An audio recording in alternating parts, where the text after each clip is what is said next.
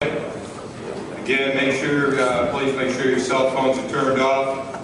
Don't forget the Ashland College will be in the registration room for your college credit if you choose to do that. You can register with them. If you haven't voted, please vote, especially for Region 13 Director. We'll be counting those votes here in a few hours. Please make sure you visit our vendors. As I said last night, they supply and do a lot for our association. They allow us to put clinics on like this, our 7-on-7, and our All-Star game. Don't forget about the banquet tonight, 7 o'clock. We are very honored as an association to again honor one of our own on the cover of our program this evening, Coach Earl Bruce. A very special man, and he's been a big contributor to our association and Ohio football coaches. Well, without further ado, gentlemen, you came to here this morning. Very proud that again another coach from the state of Ohio with Ohio roots, one of our own, and we are very pleased to have him this morning at our banquet, being our kickoff speaker this morning, or at our clinic, but also very proud and pleased that he is the head coach of the Ohio State University, Coach Meyer.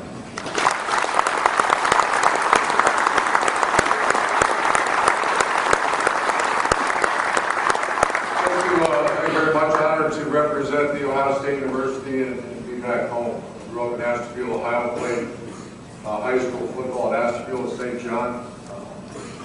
Had a great experience. I think I'd like to liken our program much more like a high school program than an NFL program. Everything, if you ever come and really study who we are and what we do, it was all formulated by my experience as a high school coach. At St. Agnes, worked for Steve Rasso, but even more than that, playing for a guy named Paul Kopko in Northeast Ohio. The town shut down.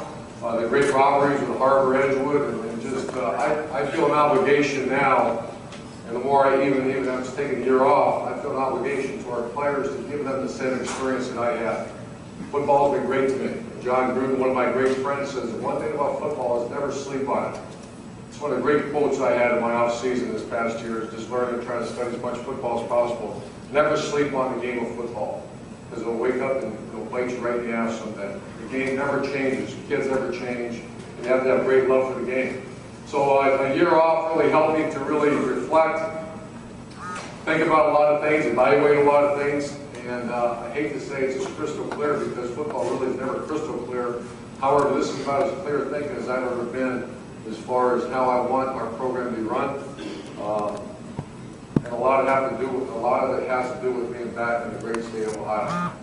I had an opportunity to go visit a lot of schools throughout the off season. The ESPN was great. They said, go do what you want to do. And there's a lot of programs as your head coach in college. You don't get a chance to go visit many places. You're in a cocoon with your own program. And paranoia, which I've been known to be very paranoid about a program. We had a lot of success, and I didn't want to share anything with our program. And I didn't want anybody in, and I didn't want anybody out. Because I felt we had a great thing going. I was worried that someone would take some of our stuff.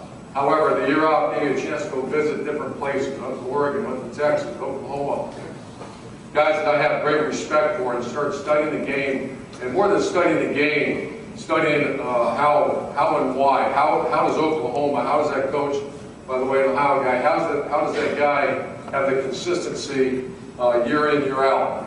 And then I went out to Oregon. And my point of bringing that up is, and I'm going to talk about this here in a minute, the one common denominator of every program isn't the spread offense, it isn't the West Coast, isn't the I formation, isn't the wishbone wing T, because they're all different.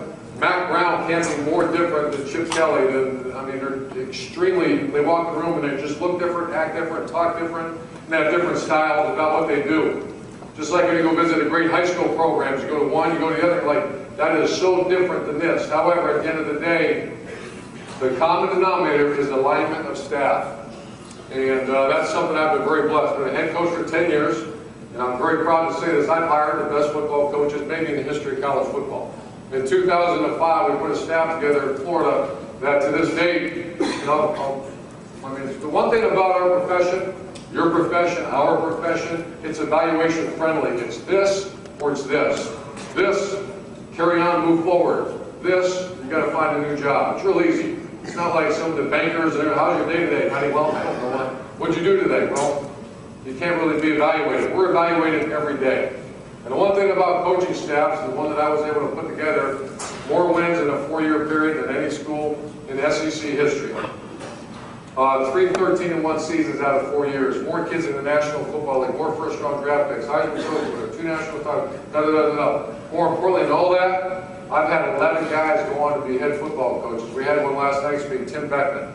And I sit back there as like a proud father because, first of all, he does it the right way, follows the rules, and he's very involved in all his players' lives. I learned that from the guy you're going to probably hear tonight speak. We're honoring Coach Earl Bruce.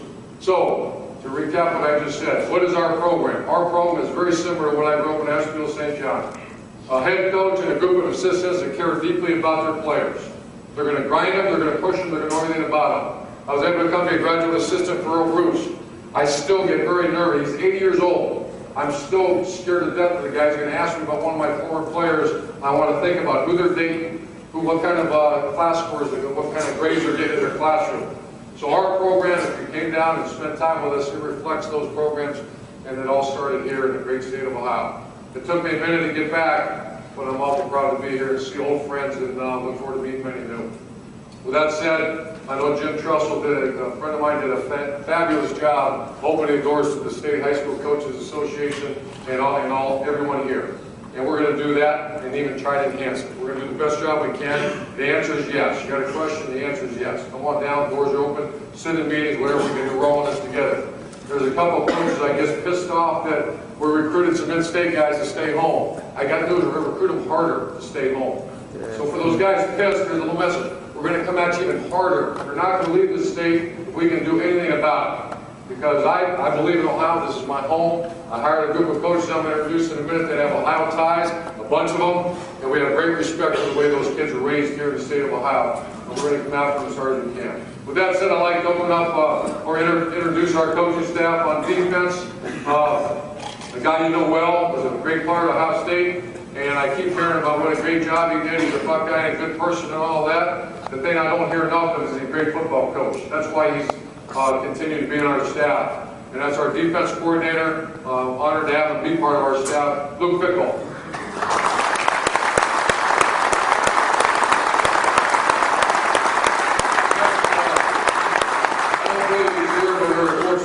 He was the interim head coach of North Carolina. He's one of the best secondary coaches, probably the best interview I've ever had as far as a guy comes in and his knowledge of back-end play. Very well respected. I don't believe Everett is here, but our co-D coordinator is Everett Withers. Our defensive line coach is a guy that played, Bill Belichick's a very close friend, and I had a chance to, he's a one-year coach. He's never really coached, has a lot of experience. But Super Bowl rings don't get you a lot of wins in college football. He has 3 Super Bowl rings. But he also studies the game, and I actually tested him for about 2 or 3 weeks. He went out and did a great job recruiting. I'm so excited about it. I think he's a future star in this profession, and that's our D-line coach, Mike Grable.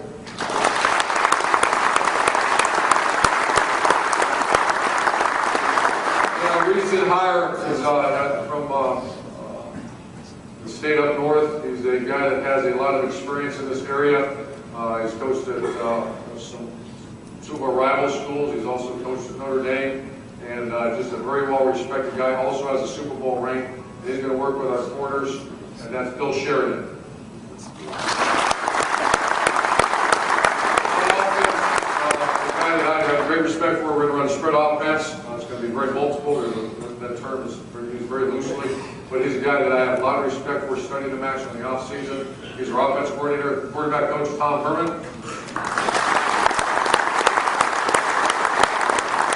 I wanted to have 2 coordinator-type minds on our offensive staff. He's a guy that was the offense coordinator at Kansas when they won 12 games, went to the Orange Bowl, spent a lot of time at West Point, and most recently at Notre Dame, our offensive line coach, Ed Warner.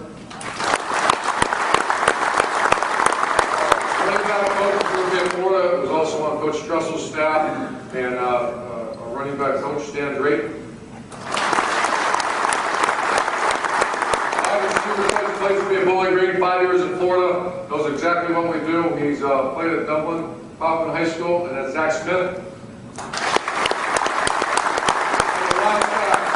I tried to get guys that had a great passion, they wanted to be. Every guy I just mentioned wanted to be here. There was no recruiting. However, this story just tells you about how much this guy wanted to be here. We coached together 25 years ago, I think, something like that, for Coach Earl Bruce. And both of us were new GAs, sitting in the back of the room. And all of a sudden, Earl Bruce comes walking, and I'm like, holy shit, there's Earl Bruce.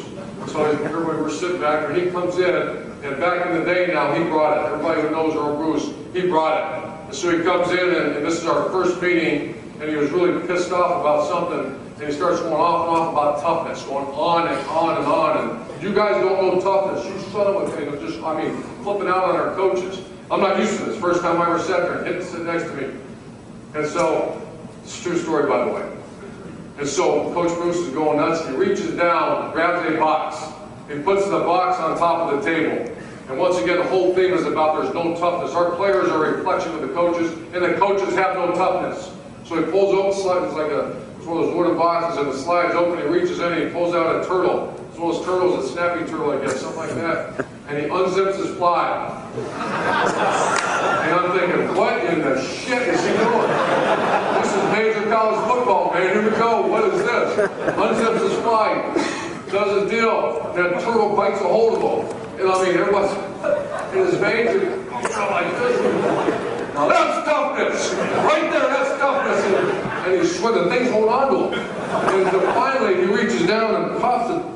Takes both fingers like this, hits the turtle in the eyes, and then flops off and starts flopping around on the table. He wipes his forehead, and he says, now which one of you son of a bitches are tough enough to do that?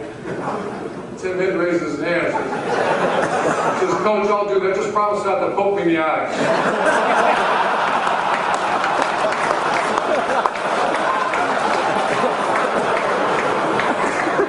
So I knew Hidd had a love for Ohio State.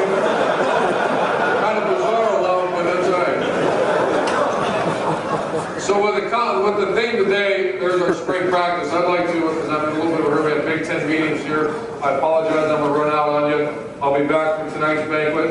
Our coaches will be here all day. And once again, just in your minds, the answer is yes. You want to come down to visit? I'll go to practice. You want to talk? You want film cut-ups? You want whatever? Yes, yes, yes. Greg, where's Greg at? Greg is going to still be our high school relations. Please, Greg, stand up.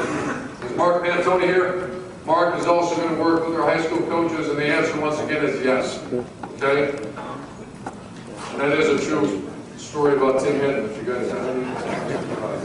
Our job and my job as the head football coach is to put a plan together. The plan is very simplistic, so I'm going to go kind of fast with it. The plan is, it's not rocket science. You recruit really good players. If you're lucky, recruit great ones. It's number 2, hire great coaches. Okay, there you go. If you're writing it down, you don't have to. As everybody knows that. Okay, let's go to the next.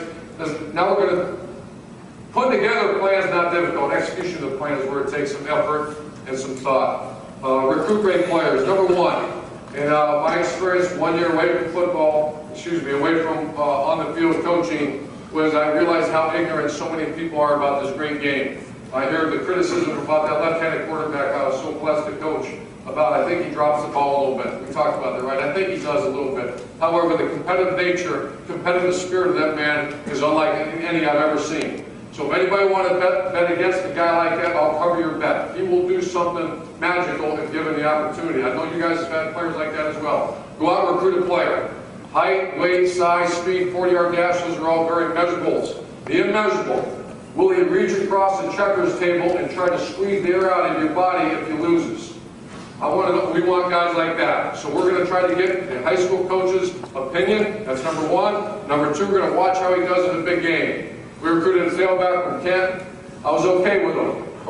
Then I found he ran for 300 yards twice against Massillon. Take him. Because the competitive nature has to, maybe it's not there consistently, to do that against that school, you have to be a real guy. That's not against some lower level school that you have much better players in. That's against Massillon. So we took that kid for that reason and that reason alone. So the competitive spirit. Number 2, character. And does he have the self-discipline and self-respect to take care of himself? Unfortunately, that's harder and harder to find. How do you find that out? The way you do it up here is you ask the high school coach. We recruited 25 guys this year. I think 16 or 18 came from the state of Ohio. Of all those guys, it was so refreshing to be able to sit and home visit with high school coaches, to be able to recruit the high school coach, the mom, the dad, if he has both of them, and the player. I'm not really interested in the third party, the friend, the mentor, or the guy that has a vested interest in the young person, as they say. So it was really refreshing to come back up here and be able to recruit and have the high school coach with us. Toughness, refuse to come out of the game, even if he's hurt, relentless, and he goes both ways. I love the guy that goes both ways. That obviously makes him more valuable to us because that's a sign of the kind of player. I have this written down. I'm just going to apologize for going fast. Is he the kid that takes the extra step? Right at the end, we refused to take a kid from out of state that was a wide receiver because his extra step was out of bounds. I was very blessed to coach some guys now. Their extra step is to drop their shoulder pad and get that extra 2 yards right through guys. So that's something I force myself to watch. Does he take the extra step? Is he the linebacker that's going to take that extra step, even if it's one of these once in a while? Is he going to put his nose right on a football and take that extra step? Extra step, extra hit. And can he run? It's really hard. I don't mean that to be 4-2. Love 4-2s. But I understand that. Is he play fast on the field, not just track time? In my opinion, our opinion at Ohio State, you have to run. And this quote from Fielding Yost at the turn of the century, this came across my desk about 4 years ago, and it blew me away. I was kind of having a bad day, and I started reading this, and I started thinking about the great game of football, how it separates itself, all due respect, from all other sports. I'm going to read this to you. No lawyer or doctor ever approached the top of the ladder in his profession who did not love, did not have an enthusiasm and himself constantly urging him higher. Likewise, no man can be a football player. This is where, just think of, this is the turn of the century. Think about how profound this statement is. No man can be a football player who does not love the game. Once again, all due respect to other sports. Can you really play another sport and not love it? Sure. Sure, you have a bad day in some sports, you foul out. You have a bad day in football, it's a real bad day. Not taking care of yourself, it could be a real bad day. It's a violent, tough-ass game. Half-heartedness or lack of earnestness will eliminate any man. Think about that. We had a guy with a little half-heart. He eliminated himself. He didn't like what we were doing. We were up at 5 a.m. on 10-degree weather out there doing bear call. He made a decision. I don't like this. We try to help players make those decisions. If you don't like it, don't do it. The time to find that out is not on October 27th against Penn State, that you don't really like it. We're going to try to put guys in situations in the off-season to find out if you like it. That tells you if you got a guy that has a chance. The love of the game may be the most profound of all the quotes. I'm a big quote guy, but this is as profound as it gets. The love of the game must be genuine. It is not devotion to a fad that makes men play football. I'll repeat that. It's not a devotion to a fad. Writing your autograph on a ball and throwing in the stands. All this self-promotion, all that. It is not devotion to a fad that makes men play football. It is because they enjoy the struggle. Football in itself is the most, if you think about what a young man goes through right now.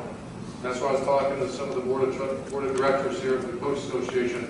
If there's any way to get 10 days of spring football in the state of Ohio, and I'm here to help you, if we can just get that done.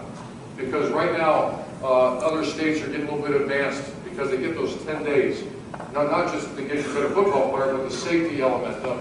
Football is a struggle. I'm preaching to the choir. I'd love to just preach to people that really don't understand the game. Football is a struggle. You have to love the struggle, or eventually you'll be separated from the game. Hire great coaches, hire coaches of character, trust, and alignment. And that's my job as the head coach to make sure the alignment's real clear. It's also my job to make sure everybody falls in the line. Because if not, you're going to have a problem.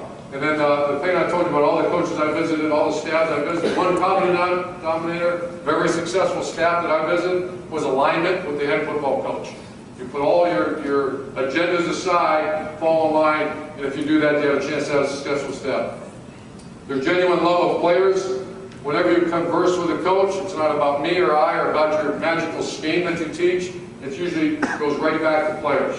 And the best coaches I've been around, immediately that conversation goes to a player and gets off that cover too, or about how they they understand cover 2 better than anybody else. But it always goes, and I try to listen, and I always try to listen as close as I can. The genuine love of the game and teachers and not presenters, which leads me into the next phase, teaching 101. And I'm not here to, can anybody, is that too blurry? Is there anybody that understands how to make this bigger? There we go.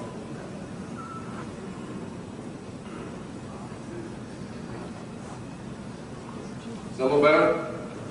Okay, this is just, once again, I'm just giving my experience. One experience I have over a lot of people in this room would be that I've had the ability to work with the greatest, I'll fight for them. I think the greatest assistant coaches that have ever coached the game. We've had incredible success because of great players and great coaches. And one thing that every assistant coach that I considered great, the amount of knowledge I learned from them was incredible. I'm still learning. I'm going to go sit in someone's meeting room. The advantage I have, I get to go sit in 9 different meeting rooms nonstop, going here, going here. And I sit there and take notes, not on what's exactly being taught, but not what's being taught, but how it's being taught. Because once again, how many schools right now are bench pressing? Everybody. Everybody. So I'm evaluating our strength coach. I don't really care about the bench press. We teach a fight or flight principle in our off-season program. So I'm going to evaluate our strength coach, not on bench press numbers, but when it gets tough, are they able to come through it on the other end and be tougher? Same thing with the offense. Same thing with the evaluating assistant coach. You push. It's a very evaluation friendly. I've even had pro coaches. I'll sit and study film with them. And I'll be talking to them, and it'll be the most magical clinic I've ever seen. I mean, those circles are perfect, and this is what's supposed to happen when we push play. I'm thinking, now what the shit? You just told me they're supposed to be doing this, but they're not doing that. So it goes right back, and I even ask the question, why they're not, and they go fast forward through it, and they get to the next picture on the board, but for some reason we're not seeing that execution on film. The objective of a teacher is to get the student to retain information and the skill, use the information and skill, and increase production because of the information and skill. Our style at Ohio State. Number 1 is going to be clear. Organized, clear objective. I'll challenge our coaches nonstop. My job, even after my year waiting, is more clear in my mind after visiting with other coaches around the country and seeing these top shelf programs. My job is to make sure that coach is very clear. Once again, it's this or it's this. What are you asking that kid to do? And is he getting it done? So be very clear. There has to be an objective in what you're asking them to do, or don't do it. Don't do it. Next. Clean. The use of tools, tip sheets, and videos. The days of the old coach we've had to all improve as coaches. The greatest teaching tools available in the history of the sport are now available to you. It's called video, digital video, cut-ups, all the other, these great ways of teaching. The days of saying, I don't use that, are not acceptable at The Ohio State University. We're going to be on the cutting edge of every teach tool that's available. It has to be very clean. The days of the scribbled tip sheets where the kids can't read them, that's no longer exists. Concise, broken down to the smallest detail and get to the point. And then this is what makes us, I'm hoping makes us different, or separates a lot of the great teachers from not. It's the direct teaching. For example, if I ask you, can you name the 4 components of the way we expect people to teach at The Ohio State University? Can you? Okay, see, well, not the very few. I'm trying to create an environment on edge. I want you on the edge of your seat, kind of worried you're going to get called on. That forces what? Stimulation of the brain. So direct teaching is this. What is it? What are the 4 parts? Clear, clean, concise, and direct. Okay, what are they again? Don't cheat. Don't lift your ass at the board. What is it? That makes you sit in your chair and you start to get nervous about the coach is going to ask you a question. For the coach who gets on the board and sits and draws circles and teaches the board all day, and I'll sit in the back row and say, now what the hell's that? There's no teaching going on. There's presenting. It's not teaching. The difference between a teacher and a presenter is this. My sister's the provost at the University of Cincinnati. This is a great Christmas argument we've had for 20 years. I say, you're a presenter. She said, well, I'm a teacher. You're a presenter. Presenters present information and they fail people if you don't get it. Does that make sense? So if I give you information, you don't get it, I give you an F. In our profession, that's one of these. We get an F, there's a new staff comes rolling in here. So we don't present, we teach. Teach means exhaust all possible venues or resources to make sure the player knows what he's doing. For example, 2006, Chris Leak was our quarterback in Florida. Was a guy that was non-functional, had learning disabilities. We had a lot of issues with him. We get down there, he's one of those 7'5" quarterbacks, 7'6", 7'5", threw the prettiest pass I've ever seen, had pretty blue eyes, the whole deal. Couldn't learn. He couldn't learn. So their whole offense was, they look at the sideline, get the play, he wouldn't even call the play, clap his hands, wouldn't have to talk with everything. And my question is, why? Say he can't learn. Throws a very beautiful pass, he just can't learn. Dan Mullen, my quarterback coach, we knew that we looked at behind him, there was not another quarterback, or it would have made a change. And this kid was tough. Mickey Marotti, our strength coach, said he's one of the toughest guys on the team. He's got it.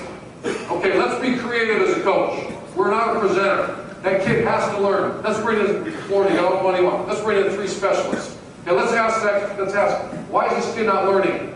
Well, we found out after about 6 months of just grinding these learning specialists over and over again and doing all this research on the kid sees it, was that dyslexic?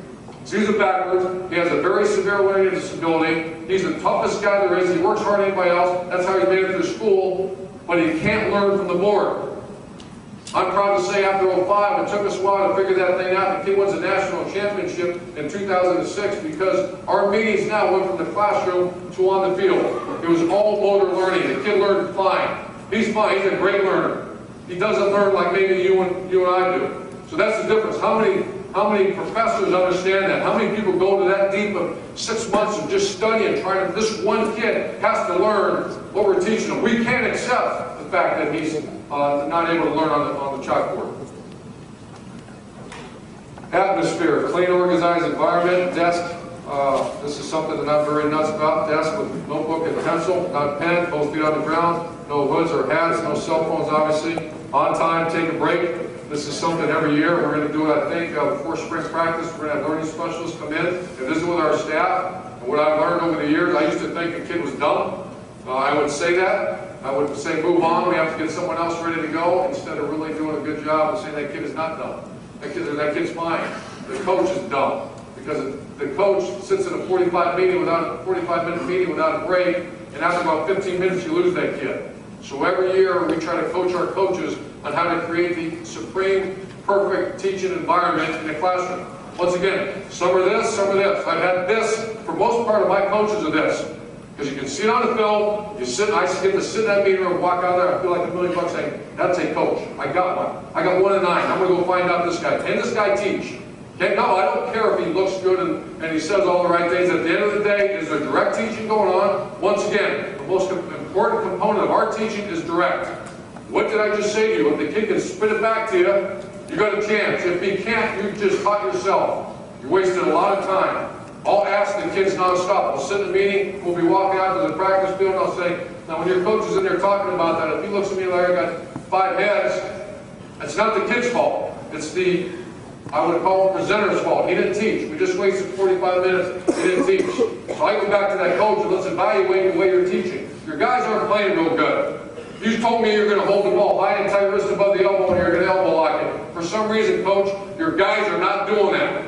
And it's not acceptable to say that effing kid. No, that's whoa, whoa, whoa. That effing coach. That's your job. That's your responsibility. If that kid can spit it back at you. Also, Bill Belichick and I, every year comes down, we spend time together. He always wants to talk about empty pass protection. He's just a football nut. I always ask him, how do you know your team's ready? That was my question to him over and over again. It'll be right in our team meeting room, the special team meeting room, special. It's going to be when your team knows what they're doing, but more importantly, why they're doing it. Think about what I just said. That's profound now. Not only what they're doing, well, I'm going to block the B gap. I'm an offensive line, I'm going to block the B gap. On the tackle, I'll block the B gap and backside back, whatever that move. Why are you doing that? Because it's a gap scheme. We're trying to wash everything down, kick out, and hit an A gap power. I'll just give you an example. If he knows why you're doing a big picture teaching, you have a better chance of that guy achieving or getting his job done because he understands the big picture. So once again, when is your team ready to go? When they know what they're doing, but more importantly, why they're doing it. Now, I'm going to stimulate your thoughts a little bit. How do you know that a kid knows why he's doing it? Ask him. Stand his ass up. Give him a chalk, give him a marker, and say, get up to the board and show us why we're doing this. You talk about stimulating a meeting room, stimulating a teaching environment. The great ones I've been around are as good as I've ever seen at doing that. I've had others that are very average at it. Direct teaching is the most important component to get it to create a learning environment. Full engagement, direct teaching, which we talked about. Teacher moves around the room. I don't want to coach. I had to talk to a couple of them where they sit their fat ass in the back of the room and they watch videotape. That will not exist in Ohio State. You're going to see this constant movement, constant talking. Do you understand what I'm talking about right here? We have to get this done. We have to get this done. Do you understand? Here's a truck and the guy's coaching moving around. Those are the best teachers I've been around. Bottom line, every action, you've heard this before, I think it's a great statement, every action either taught or allowed, good and bad. Teacher, present, test, functionality. That's how I evaluate the teachers. Do they present, do they test the kids on it, which is direct teaching, and the functionality of the young man doing his job. Presenters, first presenter hopes all works out. Teachers, obviously, make sure it works out. Teaching objective, get the student to retain information and ability to use it. Teaching environment, students need stimulation. On edge is our style. So you as a coach, hopefully you're sitting here, I apologize if we're going to talk about spread off, which is something here's what I tell you, and for myself. If what you're doing is working, if you're really proud of what you do, when you are the linebacker coach at Ohio State, you push play. That some bitch doesn't have wasted movement. He's in a football position. He's a great tackler because he closes grass, accelerates through, puts his hand across the ball, wraps up, flies up football. All the things important for the linebacker play. If he does that, carry on, move forward, and keep enhancing who you are. If what you push play it's not what you're teaching, you have to blow the whole thing up. Don't wait. Something's not right. And that's where you got to take the ego, put it aside and say, no, wait a minute, that's not working. It's not the kid. You'll never hear in our staff room, I better never hear that. That damn kid didn't do this. That damn kid didn't do this. Stop it. Ooh.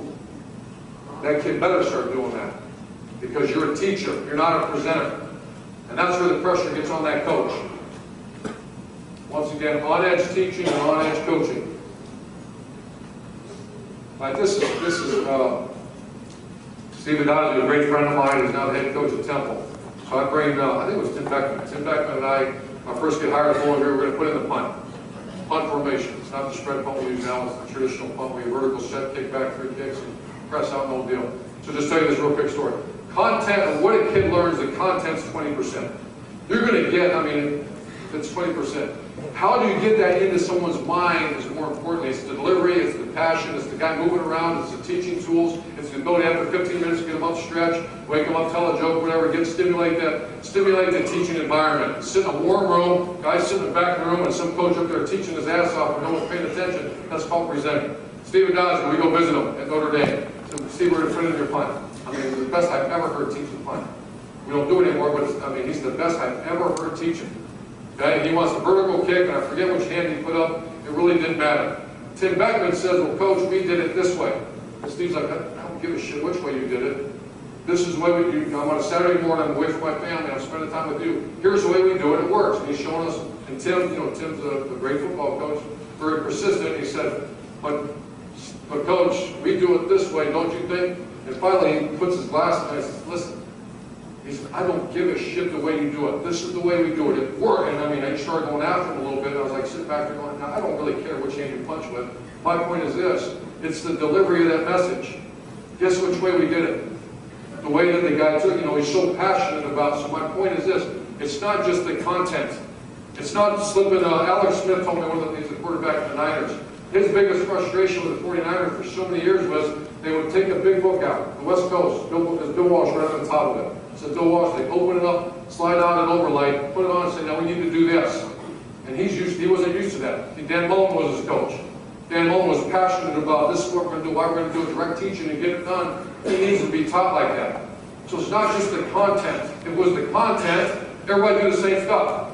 It's the delivery, the passion, the way that coach moves around the teaching environment. In that room is what's the difference. So what, Coach Meyer, what have you gained over the last 10 years of being a head football coach? The spread out, the shovel pass? No. The ability to watch the greatest teachers, maybe in the history of the game, teach. And I can go through their names. I have 11 guys that are, I told you this, 11 guys that are head coaches. Why? Because of the spread offense, because of 4-3 versus 3-4, or sometimes they play quarter, sometimes it's sky, sometimes it's cloud. You know, every once in a while we run a quarter blitz. Okay, is it because of that shit? No, it's because of the passion with which they teach. It's because I am so committed not to the spread offense. I don't care what we run. I really don't. I kind of like it, especially with Braxton Miller. But what I am committed to is making sure that your young football player steps in the meeting room, it's intense. I mean, it's on edge. I don't want him sitting back in a chair like this. I don't want his feet on the table because there's going to be an eraser come flying at you if I see that. It's a guy sitting on edge, absorbing everything. Then after about 15 minutes, just shake it off, get a rinse. Coach has some fun with him. Bam, you're at it again. You'll see production on the field. Once again, it's evaluation friendly. What's that mean? It's either that or it's that. At Ohio State, that is not acceptable. It has to be that. But coach, that's it. If not, get rid of that play. We can't do it then. I don't want to hear about what you used to do at this school and all that. At the end of the day, can your guy do that? If he can, move forward, enhance. If not, blow the whole thing up. How am I doing on time here? Okay, I want 10 minutes? Okay, here, I want to get to this real fast. I apologize, guys. I want to jump around. What's that? You got to be out of your 8:30. Oh, I think so. All right, here we go. This is a term that you'll hear quite often, and it's absolute plagiarism from one of the great coaches, one of the guys that I study a great deal, and it's John Wood, the great basketball coach at UCLA. He uses the term competitive greatness in his pyramid of success. And so when I became head coach at Bowling Green the night before, I'm just sitting there for about 7 hours and talking to Lou Holtz on the phone and Earl Bruce, and I would sit there and I had a wad of papers stacked up behind me because I would say, okay, how am I going to approach this team and what am I going to do? And you know, my first team meeting and da-da-da, what are we going to be known for? I don't want to be a program that has sayings all over the wall that don't mean shit. I don't want to walk in there and see 75, incredible sayings, but when I ask a player and say, hey, tell me what that means, he looks at me, what does what mean? That's, once again, that's presenting, that's not teaching. The one thing that will be taught over and over and over in our program is competitive excellence. Competitive excellence is this. At the end of the day, when that number is called to go make that play, are you ready? Are you ready? And it's not because you wore that secret t-shirt you've been wearing since your sophomore year in high school. It's not because you ate a certain donut before you went, or some good luck, you rub the ball guy's head, or you keep a rabbit's foot in your pocket. We have to eliminate that thought. Unfortunately, there's a lot of that in athletics. It's going to work out because I said my prayer before I went. I'm in this. I say prayers too. That's all good. I'm not saying that's negative. What I'm saying is, if you get your team and your coaching staff aligned together, Belichick always does this to me. It's always going back and forth like this. If you get everybody aligned, the minute you have this, you got problems. How does a team like the New England Patriots go take a Randy Moss? How in the hell does that happen? And it works. Because the core is so strong.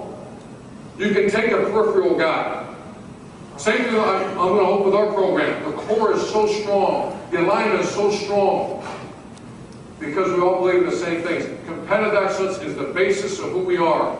One of the great quotes by Michael Jordan, right down here, I'll paraphrase it for you. It's underlined. I practice hard enough that the games are often easier. Our Tuesday practices are the most miserable practices you've ever gone through. Our coach, it's full pads, it's inside drill, it's stop the run, you're going to block the hardest looks on offense, the offensive line, you're going to look like shit because we're twisting the odd front, all that other stuff. It's going to be so miserable because we're going to try to prepare you for the hardest looks. The coach, the player, the head coach, the trainer, the managers, and the strength coach, I don't want to feel good after Tuesday. You have to feel bad before you feel good. You have to give them the hard stuff. So if the hard stuff hits in the game, you're at competitive excellence. You've done that. So what's the foundation of Ohio State football? Competitive excellence.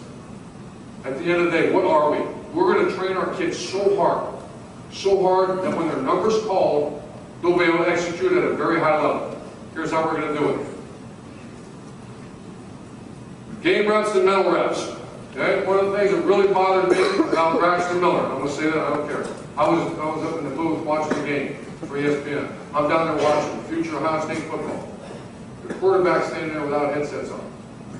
During the play, he was looking, I caught him a few times. I'm supposed to be watching him. I don't care about all that stuff. I'm watching that quarterback. What the hell is he doing? That's one of the greatest players in America in high school, and he's not watching the game. You can't believe in competitive excellence if you do that. If you're that kid's doing, I'm going to say that you can't expect a kid to perform at a high level. You can't say, son, you're in the game now. That's your fault as a coach. He's not ready. That damn kid's 18 years old. So there's two types of reps that get you at competitive excellence. There's mental reps and there's game reps. Unfortunately, there's not enough time. We don't have 20 hours a day with a player like the pros. So a lot of times the kid, a lot of times has to get what kind of rep? What kind of rep? Mental rep. Mental rep. Is a mental rep as good as a game rep? Pretty damn close. If you get a real guy, like a real man that loves the game of football, I'll see the offensive line back there, working the twos, working their zone steps. The slap asses are sitting back over the side getting drinks of water, and then the coach gets kind of greased on the field pretty good because his guys aren't getting their mental reps during each rep. You have about 16 reps during a team versus skelly or a team versus scout in a 10-minute period if we're going on tempo. If you can't get that backup guard, you can't get him a game rep. There's nothing like a game rep, but there's nothing like a mental rep. You can get a mental rep if you force those kids to learn. So once again, what's the big picture of all this? Competitive excellence. When that kid's number is called, he's ready to go. How do you do that? Mental reps first. Game reps if you can against every possible level. Okay, teaching progression. And this might sound simplistic, and I apologize. What it made me think is I was sitting right on the plane last spring and just going through the teaching progression. Because I got, once again, I'm so fortunate to work with the greatest assistant coaches of all time. And this past spring, I got to go sit in meeting rooms. It was unbelievable. I just sat in there, I walk out, and I evaluate every coach. I said, that sucked. That was awful. And I walk in another and say, wow, I'm ready to go. And that was as good a presentation as I've ever, and I don't care what the material was. Content had nothing to do with it. It was a presentation, the meeting room, the teaching environment that was presented to the players and presented to me. All right, here we go. Before a kid is ready to make a play, before that kid is ready to be asked in front of 107,000 people and 20 million on TV to make a play, this is our approach. And everybody will be held accountable for this. You have to install in the meeting room, in a direct teaching environment. You have checkers, you have video, whatever the creative teachers, Jeff Tedford, I remember asking him about coaching quarterbacks, and I think he's a tremendous coach. He has checkers for his quarterbacks all the time. And they sit there because it goes back to that motor learning, right? That's direct teaching. That's forcing that kid to use something instead of sitting on his fat ass like this and not really starting to think about his girlfriend or whatever. He's actively involved in the teaching environment. So checkers, our coaches are all ordering checkers for our coaches to use them. Some guys do, some guys don't. Unfortunately, I push play sometimes, and their guys aren't playing very well, so I have to Band-Aid because they're not getting it done. Motor, that's another way of motor skill teaching. Direct teaching, we talked about the ability of the student to repeat the job detail or concept. You have to teach the teacher. So this is the progression before you ask a kid to go make a play. So if that kid does not make a play in practice, that's my job as a head coach to go back and evaluate, say, was this properly installed?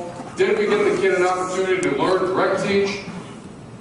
Number 3 is walkthrough. So we're going to go install on the board. We're going to go direct teaching where he has to be able to spit it back at you. Then you go on the field or in the meeting room and you walk through. Teach the proper details, spacing, alignments, reactions, etc. Body learn your body. Now we're into the body learning. You just got through the mental learning. You got through the most important part of mental learning is what? Direct part. I hope you leave here with that. I have. I've learned so much from that direct. When that kid can spit it back at me, we're close. Now, can he not only spit it back at me, can he do it? And I'm not talking full speed yet. You're not ready. You're not ready. And then you go put him in an environment he's not ready, he doesn't have success. What are you dealing with now? A whole different animal. What's that called? Lack of confidence. Now you're screwed. And that's the coach's fault. Put that kid in an environment where he's not ready. And I see that with quarterbacks all the time. Let's throw this at him. Let's do it. What are you talking about? Throw that at him. And all of a sudden now the kid's lost confidence. It takes 1.5 years to get his confidence back because he wasn't properly taught. Number 4, this is a new term we came up with about 2 years ago. All right, individual. Mike Leach is a certified nut job. Everybody knows Mike Leach, right? He's a certified, great friend of mine, out of his damn mind. I mean, weird. Never played, as an attorney, genius kind of guy. I learned so much from him 2 years ago. I had him come up and speak to our staff. We're not going to do what he does in offense. We don't believe it. I mean, it's the most bizarre shit you've ever seen. However, what I did learn from him, this is amazing, is he spent all his time, he's not going to change what he does. We're going to throw it almost every down, right? Some people do that. Throw it every down.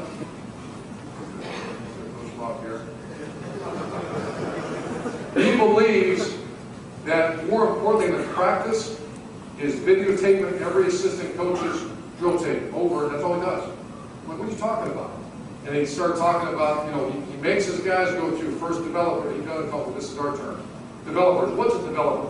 I'm a receiver coach, number one coming off the ball, right? D-line coach, number one coming off the ball. You have to block in football position every day. That's called the developer. That's a fundamental to your spot. So you're the head coach in high school right now. What I would do is make sure your assistant coaches tell you exactly what the developers are. That means every day. If you're a linebacker coach and you don't work on tackling, you are not a very good linebacker coach. That's the most fundamental skill. You have to teach that. Any position on defense, you have to teach tackling. We're going to teach it better than anybody. I don't know if it's going to look that way, but we're going to spend a lot of time because that's a developer. You can't. I want one of those coaches that can't go to sleep at night knowing that he didn't get that 4 minutes in of stock blocking, because that's a developer. The minute you don't work on a developer, you can see it. Fundamentally, it's a breakdown in that kid's position. Does that make sense? Developer. Then you go from developer to specific. Okay, now we taught you how to turn and go from speed to power and get in football position. Okay, now our kickoff return, the right tackle, right guard, we're going to do a lot of double teams. So this week we're going to work on a specific. What is that? The double team. Not a big group environment. Individual now. We're still an individual. So we've gone from what first? Development, developer. A developer of a ball carrier at Ohio State will be absolute maniacal teaching of ball security. Every day that will be taught. That's not a Tuesday. One time I had a visiting coach come in, and I was in Utah, and he came in and he started talking about all this shit we're talking, and he says, we have something called Turnover Tuesday. I said, tell me about that. And he says, every Tuesday we emphasize turnovers. I was like, shit, what a great idea. I'm like writing that down on my hand. I was like, well, tell me about it. So we get points here, and the coaches really teach it, and they're going on and on. And I'm like so excited about it, and they leave. Their staff leaves, and so I'm going to go to our staff. I help Kyle Winnie have some really good coaches on our staff. And so the dumbass I am, what do? I can walk and say, hey, what do you guys think about Turnover Tuesday? We're going to emphasize on Tuesday turnovers. And they're looking at Whittingham's, they're going to be like, dumbass, what are you talking about? We emphasize that every second of our lives. My point is this, you get what you emphasize. If it's a developer, if it's something you believe in, I don't know, you guys got your own programs. For us to come in and stand in front of the team, imagine this for a minute. I got 85 guys, and I sit there and preach about turnovers, playing the win, da-da-da-da-da. And I come in and say, okay, on Tuesday, on every Tuesday, what about the other 5 days of practicing? But every Tuesday, we're going to really concentrate on turnovers. If I'm a kid that has any sense at all, I'm going to say, what are you talking about? So we only work on it that one day. I'm not talking about turnovers, I'm just saying about when you have as a position coach, or the head coach, or a unit coach, or your coordinator, you get what you emphasize. You have developers, and then you move to the more job specifics, which we call specifics. So once again, this is progress to get the kid to competitive excellence. So we're on the practice field. So we went through the teaching, install. How do you install? You can't install until that kid can spit it back at you. Once he can spit it back at you, where do you go? Mastery. Anybody know? Let's go through it again. I just want to make sure everybody's not locked in here. We're fully engaged. Number one thing is you install. You put it on the board, like everybody. Right? Donald Duck can do that. So you did it. It's on the board. Now what do you do? The kid has to what? He has to be able to spit it back. Or you didn't teach. You just presented it, which you are no value. You are now officially a presenter, not a teacher. Once a kid can spit it back at you, what do you have to do now? You have to get his body involved, right? So how do you do that? It's walkthroughs. It's walkthroughs. It's walkthroughs. Get this mechanical learning where he's learning how to do it. Okay, now we walk through. Everybody does that. Now we go to the practice field. You go to the practice field. And the first part you have to do is what in the practice field? Developers. That's the fundamental part of your position group. And it's constantly evaluated by myself and by our position coach. I've already had great conversation with a couple of guys on our staff. A lot of guys are new. And I asked them, and a guy made a comment to me, he's been coaching 30 years. You know what he said to me? I'm going to change some of my individual drills. I'm going to change them. I go, why? Because you made us think. And I did that drill for 22 years. You know what? We don't play that coverage anymore. So why the shit am I doing that drill? Because I saw the Broncos do it, or because I saw what? How does that fit to the alignment of the, remember this? The alignment of your program. So you go from developers to where? Specifics. Now we're getting the job descriptions. Now we're saying exactly what we expect you to do. And what's the ultimate goal? Why are we going through that? What's the ultimate goal of this whole thing? Anybody? What do we got? What do we got? Competitive excellence. And what is that? When the number's called, that kid can make that play. And not one of those, shit, it was that close, man. You almost had it. Yeah, you almost got it because you son of a bitch, you didn't work on it enough. It's not the kid's fault. Did that quarterback throw that ball enough in practice? Did he throw it where the 5 technique fear, he had to reset his feet and throw it? Did you do that as a developer or specific? Did we do that? And that's going back to Mike Leach, the nut job of all his bizarre stuff, as good as that. How does he win? That's not by chance. He is as good as I've ever seen in development and specifics that I've ever witnessed. He actually believes, I'll ask you, the bench and the corner route, outside leverage man coverage, the way we had this discussion probably 6,000 to 7,000 times. I don't believe that you can throw that hitch and a corner route against outside hard man coverage. He says, bullshit, you can throw that. I said, no, you can't. So you can imagine the competition we had. Good thing we're engaged with not love it or the hell it's called. Because I won it. His comment is this: if you throw that enough, and the guy running the corner route, if it's high shoulder, get low ball, throw the ball low and away, and complete the pass. I'm sitting there listening to him. You're right. You're right. How about if you get over the top and you throw these, right? His point is they don't run the ball. We're working on, so I came back, I evaluated, which is my job. I came back and said, I agree with him 100%. But we're not going to do that because we do, we don't just throw the balls 87 times. We're going to run, we're going to do some options, some other stuff. So we don't have time to do that. My point is he has a firm belief in developers and specifics over and over, as good as I've ever witnessed in my coaching career. All right, we're gone through practice now. Now we're in the group work. That's the middle part of practice. So if you come to our practice, like a lot of teams, it's going to be developers, it's going to be specifics, and now we're in the group work. And group work is Coach Fickle's going to take the linebackers, the rough ends, whatever it is, you're going to do a little mini field, right? You're going to take the receivers, you're going to work stop blocking, the 3-man side, 3-man surface, you're going to do cover 2, throw slants, whatever. It's group work. It's quarterbacks and receivers working together. So we're now into that phase. So we're developing this player for competitive excellence. Next phase. You're in the scout work. Now you're going to do it all together. Now it's instead of part, we're now into the whole. You're going to feel the break in the huddle, go on the line of scrimmage. Not in a live environment, because they're not ready. And they're not ready, and then what happens if you put them in a competitive environment and they're not ready? What happens? And they fail, and they lose. Now you're dealing with the whole, now we got to get psychiatrists involved, and we got to call moms and girlfriends and buy dinners for people and all, because now you're dealing with a whack job, right? Like we all are. That kid is now screwed up. Why? Because we screwed him up. That kid was not prepared to go into that environment. In scout work, that's a teach temple, we say. We're teaching. Coaches teaching and all that. Coaches teaching. Coaches teaching. We're not in the game rep yet. Not in the game rep, so we're in the scout work. Now, eyes change colors. Coaches change colors. Language might get a little more intense. Hey, coaches, all of a sudden, you start going up and you see offensive line coaches and D-line coaches kind of getting after each other. Linebacker coach yelling at the quarterback. Everybody, now you're in the mini arena, which is offense versus defense. You are officially in a game rep. We are preparing you for competitive excellence in the arena. How do we do that? We get it in a mini arena before we get to the big arena. So when you get to the big one, you're ready to go. Now it's offense versus defense. Game reps, and that's where the good coaches. The good coaches, not the shitty coaches. The good coaches. What do the good coaches do? Where are the twos at during game reps? Come on, where's the twos at? Where's your backups? What are they doing? Where are they? Where they're picking each other's ass over there? Where are they? They're right behind them. Where's the safeties at? The safeties are with the safety coach. What are they doing? We're getting a mental rep of playing a deep half against 3 up on you. 2 up on you, right? Those are the good quality coaches that are getting that mental rep. Is a mental rep as good as a game rep? No. Is it close? Absolutely. During a game, I'll watch that. I have other people watch it for me. What are they doing? What's that backup Mike doing? Backup Mike linebacker doing? if he's well coached. Where is he? He's right next to his coach. What's called? Okay, I got the call. Okay, I see number 3's here, it's cover 2, I got a match, whatever it is. He's getting that mental rep, so when it's time to go, he's at competitive excellence. And then the final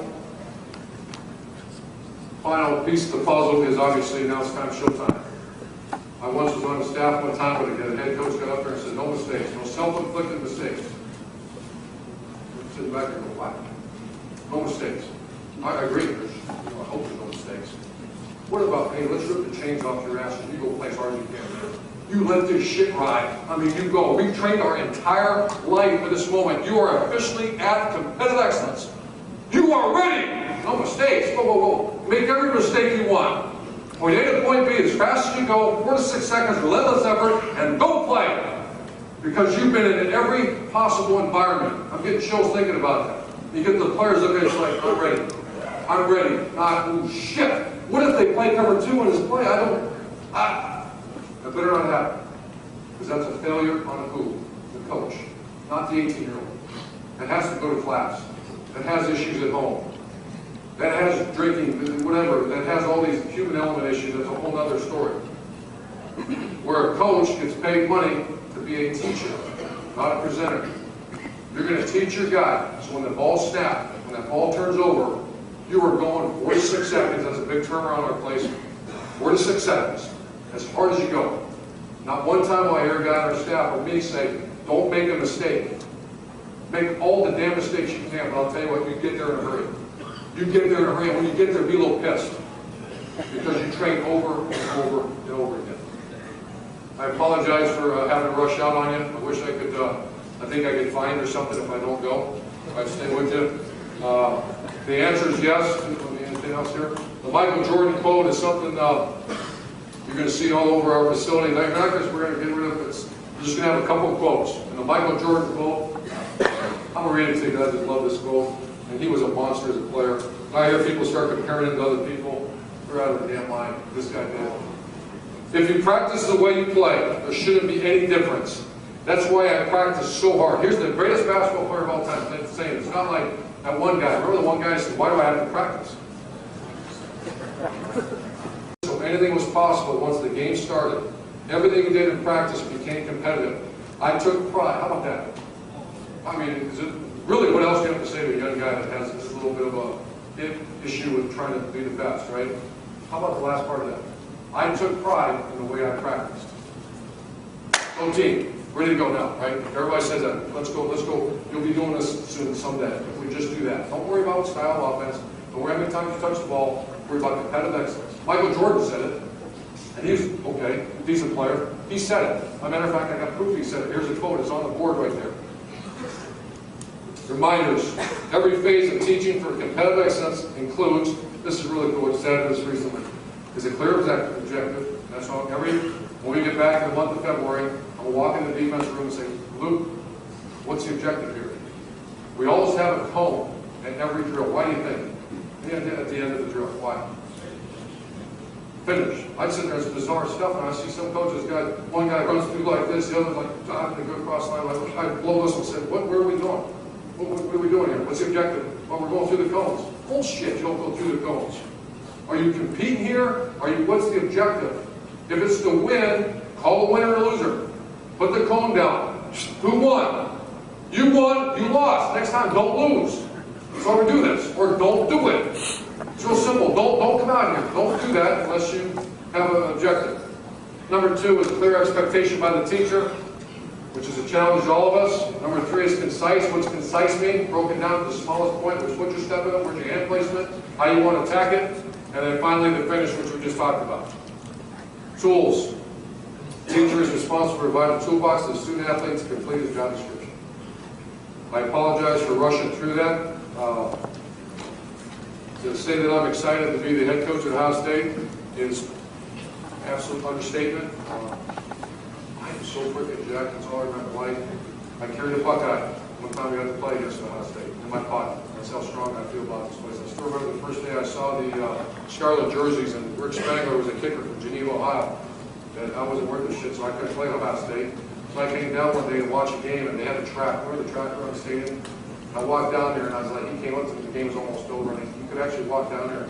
And I walked, and I was kind of weird. I grabbed his jersey, like, holy shit, you're wearing a scarlet and gray, man. You're doing it.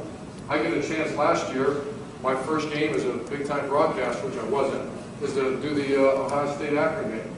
So I'm sitting up there, and Spielman's sitting next to me, and I'm kind of nervous. I mean, not that anybody's listening, but I'm going to have to talk about this stuff. And all of a sudden, that freaking stadium goes quiet. I hear the PA announcer say, the Ohio State marching band. And those guys came through that tunnel, and I'm sitting wiping tears out of my eyes and thinking, holy balls. I haven't been back there since 1988. And now to stand here in front of the best high school coaches in the country, to be able to say that our program is your program, I'm humbled to do that. And I have an obligation. You're going to hear, we don't have a lot of mission statements. Our job is one thing, to make the great state of Ohio proud. So everything we do, everything, recruiting, well, we're pissed because you went after guys committed. Yeah, yep. And you know what? I got 9 guys, you better go do it again. Do a little harder next time. Do a little harder. Our job is to make the great state of Ohio proud. How do we do that? It doesn't, no chance without us doing it together. So when you have a question, yes, you can. The answer is yes, you can. Come down, open doors, talk football. Coach, can you stay late? Yeah, you can. If I can't, these guys can. Absolutely, the answer is yes. Last thing before I go, this thought I had jogging around the other day. How can we be different? Not because of Tim Hinton's picture. We're going to start a newsletter. I've talked to some friends of mine that are high school coaches in the state. What does everybody want with your program, your state school, your place? You want access and you want relationship. So we're going to do the best we can. Relationship, and how do we get access? The answer is yes. If you can't reach us once a week, you get a newsletter. And it's not going to be a newsletter to Indiana, to the place, some other places. It's going to be a newsletter to you guys, the state association. And it's going to be and I'm going to take input from you guys. What is it? It's going to be just input about your players, information about your players, about our program. Dates coming up. You simply push, I even do it, I'll push email, and it's coming every Monday. Or I think we're going to do it every Thursday. Later in the week, it's going to be information about the state playoffs. It's going to be all about the state of Ohio and the High School Coaches Association. The board of directors, I talked to them about it, they'll go with it. We actually have the logo right here with the state association. Logo right here. We're going to talk about the players from the state of Ohio. We'll give you information so you're proud. You can use it with your football team. And then if you have input, you call Greg, you call Mark Bantoni, you call me, and say you don't really like even more. I understand we're going to put a video link on it for Stacy. Is that your statement? Okay, get it done. We're going to have a video link, or maybe you want to watch a drill or whatever you want. You get back to Greg, Coach, this is what we want. I told you, what's the answer? Yes. We're going to do it. Okay? Let's make this greatest state of Ohio even greater. I appreciate your time. Have a great day. Thank you.